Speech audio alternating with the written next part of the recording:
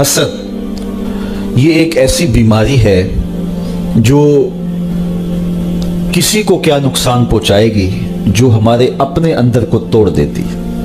میرے حضور نے فرمایا حسد نیکیوں کو یوں کھا جاتا ہے جس طرح سوکھی لکڑیوں کو آگ کھا جاتی. کسی ایک کونے میں آگ لگ گئی تو پھر بھڑکتی ہے تو وہ سارا ایندھن جلا کے راکھ کر دیتی ہے. تو نیکیاں آپ نے ڈھیروں اکٹھی کی ہوں اور نیکی یوں ہی تو نہیں بنتی. نیکی کے لیے ایک ماحول پیدا کرنا پڑتا ہے, پھر اس نیکی کو نیکی بنانے کے لیے خلوص پیدا کرنا پڑتا ہے. تھوڑی سی ریا بھی آ گئی تو نیکی نیکی نہیں ہے. تو خلوص کے ساتھ جو نیکی کی, پھر اس کا خزانہ جمع کیا, حسد کی ایک چنگاری نے سب کو جلا کے راکھ کر دیا. اور حاسد اپنے آپ کو بھی جلاتا ہے, اپنی صحت بھی بگاڑتا ہے, اور محسود کے نامہ اعمال میں اضافہ کرتا ہے اور اپنے نامہ اعمال کو برباد کرتا ہے. تو اپنے آپ کو اذیت سے بچانے کے لیے ہمیں اپنے اندر کی صفائی کی طرف توجہ دینی چاہیے. حضرت عبداللہ بن عمر بن عاص رضی اللہ تعالی عنہ فرماتے ہیں, ہم حضور کی مجلس میں بیٹھے ہوئے تھے. کیا خوش نصیب لوگ تھے. ہمارے استاد ہوتے تھے سر محمد علی حاشر, اللہ ان کی قبر پہ کروڑوں رحمتوں کا نزول کرے. تو وہ جب بات کرتے تھے تو بڑے ناز سے بات کرتے تھے. میں اقبال کی مجلس میں بیٹھا ہوا تھا, میں مولانا ظفر علی خان کے پاس بیٹھا تھا کہ فلاں بڑے جو ہے وہ سخن کے امام آئے اور یہ بات ہوئی. تو ہم اس وقت چھوٹے ہوتے تھے تو ہمیں بڑی حیرت ہوتی تھی کہ یہ کتنے خوش نصیب ہیں, کتنے بڑے بڑے اساتذہ سخن کی صحبت میں بیٹھے ہیں. تو یار جو اقبال کی صحبت میں بیٹھا ہے, جو مولانا کی صحبت میں بیٹھا ہے, وہ تو ناز کرے. اور صحابی کتنے فخر سے کہتے تھے ہم حضور کے پاس بیٹھے ہوئے تھے. کیا خوش نصیب لوگ تھے جنہیں حضور کی مجلسوں میں بیٹھنے کا موقع ملتا تھا. اللہ اکبر. تو کہتے ہیں حضرت عبداللہ بن عمر کہ ہم حضور کی مجلس میں بیٹھے تھے کہ حضور نے فرمایا جنتی دیکھنے کا شوق ہے. تو سب نے کہا حضور کیوں نہیں. فرمایا دروازے پہ نگاہیں جما لو, جو پہلا شخص مسجد میں داخل ہوگا وہ جنتی ہوگا. اب کہتے ہیں ہماری نظریں دروازے پہ لگ گئیں. انتظار تھا کہ کون خوش نصیب ہے کہ جو آئے اور حضور نے اس کے لیے بشارت دے دی ہے کہ وہ جنتی ہوگا. ایک بوڑھے بزرگ آئے, تازہ وضو کی وجہ سے ان کے آثار وضو چمک رہے تھے. داڑھی پر تازہ پانی کے آثار تھے. جوتا انہوں نے بائیں ہاتھ میں پکڑا ہوا تھا اور مسجد میں داخل ہوئے. اگلا دن آیا تو حضور نے پھر فرمایا جنتی دیکھنے کا شوق ہے. ہم نے کہا حضور کیوں نہیں. فرمایا دروازے پہ دیکھو, جو شخص بھی مسجد میں اب داخل ہوگا وہ جنتی ہوگا. ہم نے دیکھا تو وہی بزرگ تشریف لائے, تازہ وضو کے آثار چہرے پہ تھے, جوتا بائیں ہاتھ میں پکڑا تھا. تیسرے دن حضور نے پھر فرمایا جنتی دیکھنے کا شوق ہو تو دروازے پہ دیکھو, جو پہلا شخص اندر داخل ہوگا وہ جنتی ہوگا. کہتے ہیں جب نظریں دروازے پہ جمی تو وہی بزرگ نمودار ہوئے اور حالت بھی وہی تھی. کہتے ہیں کہ جب مجلس اختتام کو پہنچی, لوگ گھروں کو پلٹے, تو میں اس بزرگ کے پیچھے چل پڑا.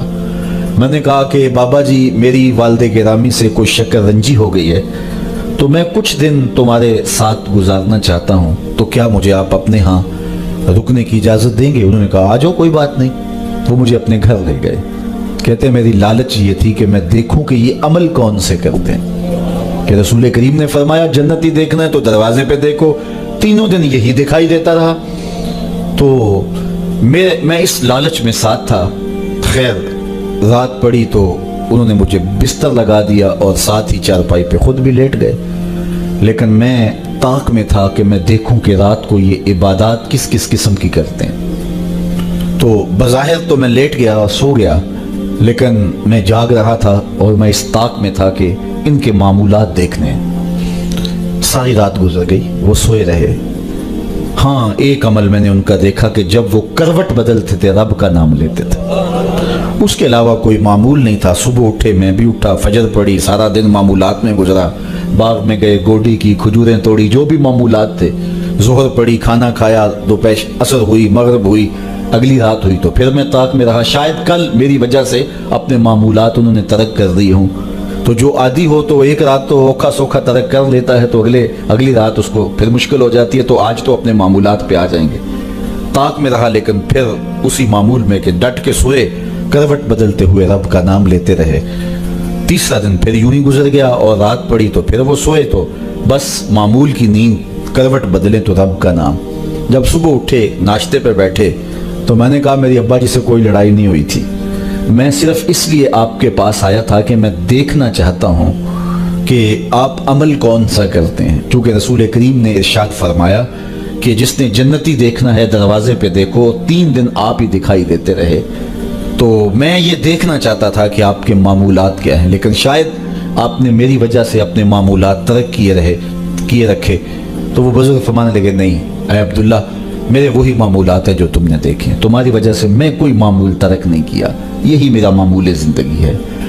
लेकिन तुम भी जुस्तजू में आए हो, शौक में आए हो, मैं तुम्हें बता दूं कि मेरे पास अमल कौन सा है जो तुम देखने आए थे। तो कहा वो अमल वो है जो तुम देख नहीं सके, लेकिन मैं तुम्हें खुद बता देता हूँ, और वो ये है कि ए अब्दुल्ला बिन अमर, ये जो मेरे सीने में दिल रखा है ना, इसमें किसी मोमिन का बुग़्ज़ नहीं है, इसमें किसी मोमिन का बुग़्ज़ नहीं, ये साफ है, ये शिफाफ है।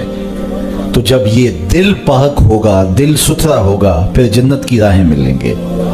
हमने अपने दिल में क्या क्या रखा हुआ है, इसका बुग़्ज़, उसकी दुश्मनी, उससे बैर, ये आगे चला गया, हम पीछे रह गए, इसको ये मनसब मिल गया, मैं कहाँ खड़ा हूँ, ये हम इकट्ठे चले थे, ये बहुत आगे निकल गया, रिश्तेदार की टेंशन, हमसायों का मसला, शरीकों के मामले, क्या क्या मामले इस छोटे से दिल में रखे हुए।